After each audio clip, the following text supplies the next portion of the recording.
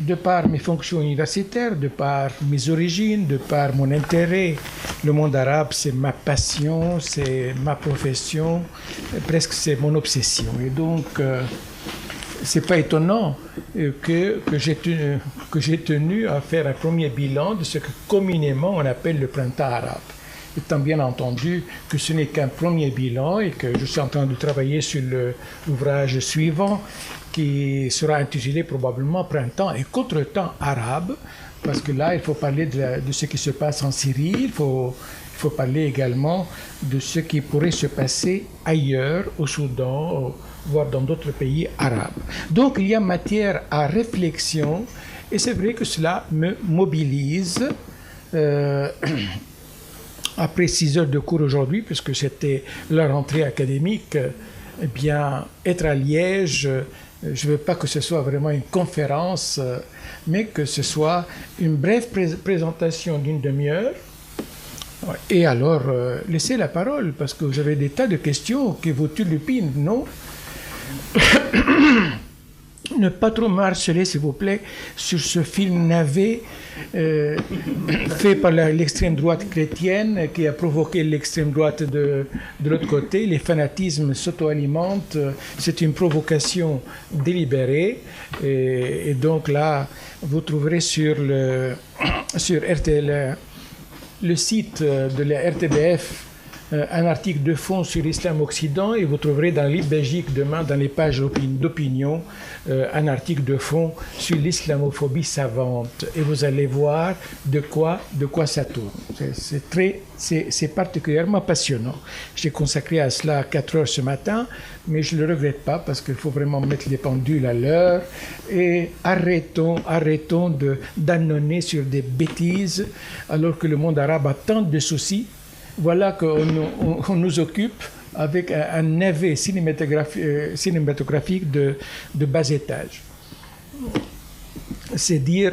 Mais enfin, c'est pain béni pour les médias, parce que ça fait écrire et ça alimente les causeries comme celles que j'ai entendues d'une qualité particulièrement minable sur RTL, avec des propos à l'emporte-pièce où le racisme, la xénophobie, l'islamophobie ressurgissent comme ça de manière éhontée. Écoutez, dans ce livre publié à la veille du printemps arabe, j'écrivais, lorsque je le dédicaçais dans les différentes librairies, j'écrivais « Après l'hiver de la dictature, le printemps de la liberté ». Je ne faisais qu'exprimer un souhait, un vœu, mais je ne pensais pas que ce vœu allait se réaliser assez rapidement. Et donc, ce printemps arabe a pris tout le monde au dépourvu, y compris les analystes les plus futés. D'abord, la soudaineté de l'événement. Deuxièmement, les enchaînements consécutifs. Et troisièmement, les résultats obtenus. Alors, décrivons ou répondons à 3 questions pour faire simple. 1. Pourquoi le monde arabe a tant tardé avant de réclamer la démocratie de cette manière pacifique et avec cette mobilisation massive? 2.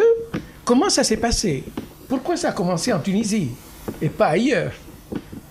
Et pourquoi ce vent de liberté qui a soufflé sur la Tunisie a emporté à tour de rôle le président Moubarak d'Égypte, Ben Ali Saleh de Yémen, et puis Kadhafi? Vous avez vu son sort lamentable, lui qui voulait écraser son peuple comme des rats.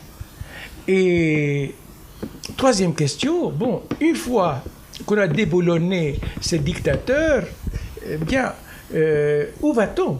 C'est donc la question de la transition. Répondons donc à ces 3 questions.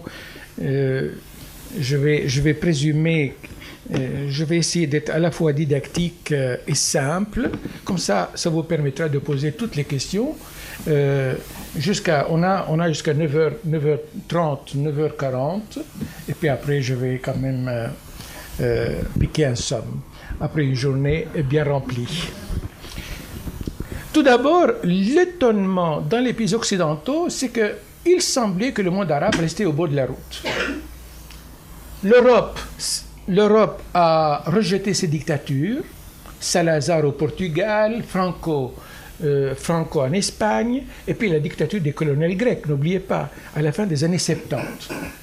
Donc l'Europe a fini avec ces dictatures dans les années 70. L'Amérique latine, elle-même, qui a vécu sous la férule de dictateurs sanguinaires, Pinochet au Chili, les généraux brésiliens, les généraux argentins, en tout cas les plus âgés d'entre nous s'en rappellent, eh bien, encore une fois, les peuples latino-américains ont réussi à déboulonner leurs dictateurs. C'était la deuxième vague démocratique. Et puis la troisième vague démocratique, ça a été les pays de l'Est, avec l'écroulement du mur de Berlin, l'érosion du système bipolaire, la décomposition de l'Union soviétique, et les pays de l'Est qui retrouvent la maison européenne à travers la démocratisation de leur système politique. C'était la troisième vague.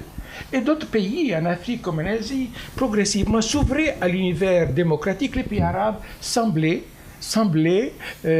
inertes. Et alors, à partir de cette observation, le monde arabe ne bougeait pas. Et donc, des tas de théoriciens, de politologues américains et européens ont commencé à forger une théorie appelée la théorie de l'exception arabe ou de l'exception musulmane. Qu'est-ce qu'ils entendaient par cette théorie? Bien, le monde bouge, le monde arabe reste immobile. C'est donc une exception. Et à partir de là, ils vont évidemment inventer des thèses, les thèses de l'incompatibilité de l'arabe, des musulmans avec la démocratie, avec la liberté. Comme si le monde arabe était une sorte de planète étrange qui n'est pas touchée par le mouvement du monde et que les Arabes n'étaient pas préparés, n'étaient pas aptes à inventer un univers pluraliste et démocratique.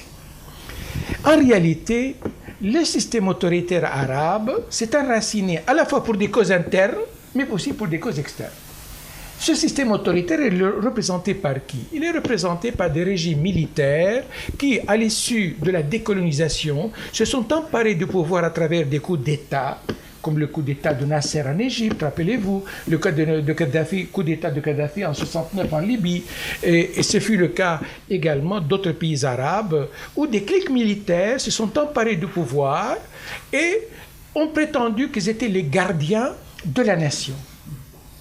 Et alors, grosso modo, il disait au peuple, c'est pas le moment maintenant de débattre démocratiquement, c'est une perte de temps. Maintenant, la lutte prioritaire, c'est la consolidation de l'État national, le développement de l'économie et la lutte contre les nouvelles velléités du néocolonialisme.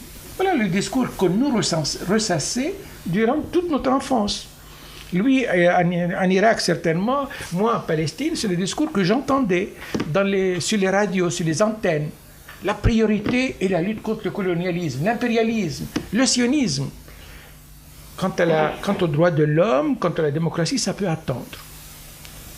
Et alors, ce système autoritaire de type nassérien de la première génération, les années 50 et 60, était un autoritarisme certes répressif, mais paternaliste. C'est-à-dire que les États disaient, nous assurons une éducation gratuite, des soins de santé, nous créons de l'emploi, en échange, nous demandons le silence, le consentement, l'obéissance. Et en fait, il n'y a pas eu beaucoup de remous dans les années 50 et 60 parce qu'en effet, les États respectaient leur part du contrat social tacite noué avec la population. Mais les choses vont se corser à partir des années 70-80. Lorsque la situation économique va empirer, c'est la période de la crise économique en Europe. Rappelez-vous les crises pétrolières de 73, de 79, l'essoufflement des économies européennes, la fin des 30 glorieuses. Et puis dans cette crise européenne et américaine, évidemment, a contaminé le monde entier, y compris les pays arabes. Et donc, les pays arabes, dans les années 80, se trouvent en difficulté. Or, le système autoritaire qui succède à la première génération, c'est un système autoritaire de type Kadhafi en Libye, 69, Moubarak qui succède à Sadat en 81, Ben Ali qui renvoie Bourguiba pour raison de sénilité et prend sa place, c'était 87. Bref, une autre génération de leaders arabes va s'installer Mais cette génération d'autocrates, de dictateurs, va être une génération de dictateurs répressifs, coercitifs, mais également prédateurs. Contrairement à Nasser, Moubarak va mourir riche. Nasser est mort pauvre. C'est-à-dire que cette nouvelle génération de dictateurs va utiliser les difficultés économiques, les programmes d'ajustement structurel et la privatisation, la libéralisation. Oh là là, ce sont les recettes de la Banque mondiale, de Fonds monétaire international, pour finalement vendre, solder le secteur public, amasser une fortune colossale et constituer un capitalisme de copains et de coquins, que j'appelle le capitalisme de copinage, et par ce biais, la corruption va s'installer non pas au niveau petit de l'État, mais au sommet de l'État. Nous avons alors affaire à des dirigeants qui vont accumuler des richesses considérables, des milliardaires, c'est-à-dire que le peuple va se sentir littéralement voler des ressources rares qui sont les ressources économiques du pays. Et là, je commençais, dans les années 80, j'étais professeur déjà à Louvain, je commençais à expliquer à mes étudiants que la rogne sociale commence à se manifester, que des révoltes sociales commençaient à proliférer dans les pays arabes. Rappelez-vous, les émeutes de la faim, les émeutes de couscous, tout au long des années 80, qui n'ont épargné aucun pays, sauf les pays pétroliers qui avaient suffisamment de revenus et de recettes pétrolières pour parer au plus pressé et satisfaire la demande de populations finalement très minoritaires dans les pays arabes. Donc voyez comment on passe d'un système autoritaire paternaliste de type nassérien à un système prédateur, c'est-à-dire un système voleur, et corrompu, mais corruption organisée au sommet de l'État. C'est dans les années 80 et dans les années 90, avec Kadhafi qui accumule des richesses considérables, qu'il va utiliser pour acheter des clientèles politiques, en Afrique ou ailleurs, à financer des campagnes de dirigeants européens. D'ailleurs, je regrette qu'il ait été assassiné par son peuple. J'aurais bien aimé qu'il soit traîné devant un tribunal pour révéler tous les secrets bien embarrassants de bien des dirigeants occidentaux qu'il avait voués aux hégémonies, mais qui avaient néanmoins profité de ces libéralités. Bon, je ferme la parenthèse. Et il y a alors des systèmes qui accumulent des fortunes insolentes. Troisième évolution de ce système, c'est l'évolution récente. Et là, je dis vraiment, c'est la goutte qui fait déborder le vase. Mais j'utilisais à mes étudiants le proverbe arabe, je disais, c'est la brindille qui a brisé le dos du chameau. C'est plus joli. Qu'est-ce que c'était? Ces républiques, ces régimes républicains de type Moubarak, Ben Ali, Ali Saleh ou Kadhafi ou Saddam Hussein commençaient à préparer leurs enfants à assurer la succession. C'est-à-dire, on dérive vers des républiques monarchiques. D'ailleurs, les Arabes ont inventé un mot très joli, Jumlokiya, qui est une contraction de Jumhuriya et Melakiya, donc des républiques monarchiques, ce qui est une contradiction dans les termes. Là, c'était vraiment le comble. Les sociétés arabes commençaient à bouillonner. C'était début des années 2000, lorsque Bachar al-Assad succède à son père mort. Le roi Abdallah succède à son fils. Mais c'est normal pour les Arabes qu'un fils de roi succède à son père, c'est dans la norme monarchique. Mais quand Bachar al-Assad succède à son fils, ou qu'un fils de Kadhafi succède à son père, voilà qui pour les Arabes était l'insulte suprême. C'est-à-dire que le président considère que le pays est une sorte de fief, une sorte de ferme personnelle, qu'il peut léguer à ses descendants. Ça n'était trop, les Arabes n'en pouvaient plus. Combiner ça à une crise économique étouffante, à un chômage rampant, à la fermeture des horizons, là, tous les ingrédients étaient réunis, de telle sorte que j'écrivais, à la veille du printemps arabe, dans un journal belge, le monde arabe ressemble à un champ de broussailles asséché qui n'attend qu'une mèche pour s'embraser. Je ne croyais pas si bien dire, parce que cette mèche va venir avec l'immolation d'un jeune vendeur de légumes, Mohamed Bouazizi, dans une ville à 250 km au sud de Tunis, bousculé par une policière, il va acheter un bidon d'essence, il va s'immoler par le feu. D'autres l'ont fait avant lui. ça n'a pas provoqué cette tempête, cet incendie.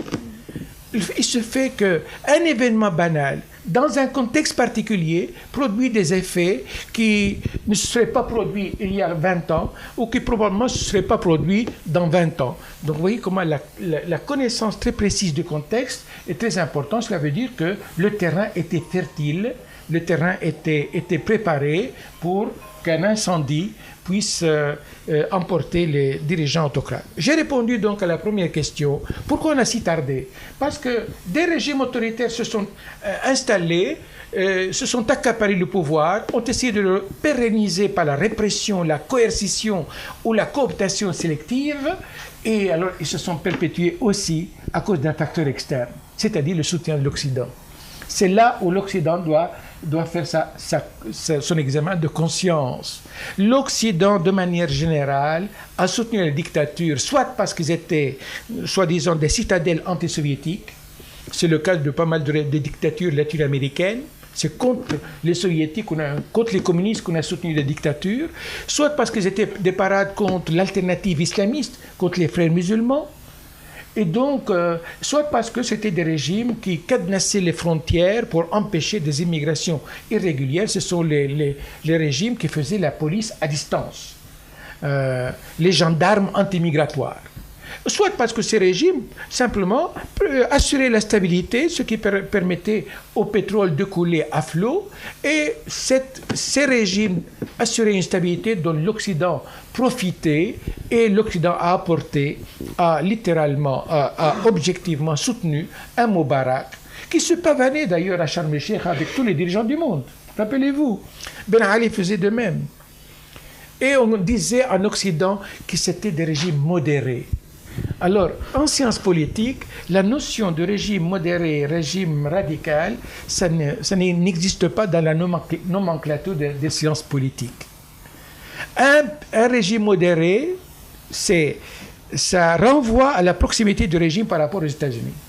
Si vous êtes proche des États-Unis, vous êtes modéré. Si vous êtes opposé à la politique américaine, vous êtes un pays voyou. C'est bien simple. Et les Américains ont inventé dans leur classification, 4 types de régimes. Moderate state, rogue state, comme l'Iran, comme la Syrie, comme le Soudan, useful state, comme la Libye de Kadhafi, et alors failed state, l'État failli, comme la Somalie, donc l'État failed state. Vous voyez comment les Américains ont classé les régimes arabes en fonction de la proximité de chacun des régimes par rapport à la politique américaine. S'ils se soumettent au diktat américain, ils sont bons. C'est la théorie de notre bon dictateur. En jargon américain, it is our son of a bitch theory. Comme le disait la représentante Kirkpatrick, la représentante américaine aux Nations Unies.